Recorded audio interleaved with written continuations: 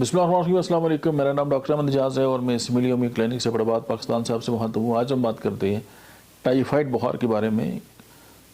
Salmonella ٹائفی anti biotic استعمال کیا آپ نے، کچھ عرصہ یوز کی، آپ کے سمٹم ختم ہو گئے، وہ جا کے گال بلیڈر کے اندر چھپ گیا۔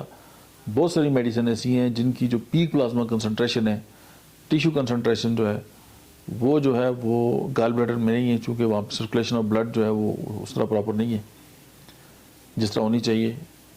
ہر سال کے اسی مخصوص مہینے میں یا کچھ 3-4 ماہ کے بعد دوبارہ جو ہے وہ آپ کو ٹائیفائڈ ہوتا ہے اور آپ بڑے پریشان ہیں، تو ہومیوپیتھی کا یہ نسخہ جو ہے وہ آپ ٹرائی کریں اور کلینکلی استعمال کریں تو بڑا بینیفٹ ہے اس کا۔ ہومیوپیتھک میڈیسن ٹائفیڈینیم 200 میں، پائروجینم 200 میں، آرسینک البم 200 میں، 10 قطرے صبح دوپہر شام 3 ٹائم استعمال کریں۔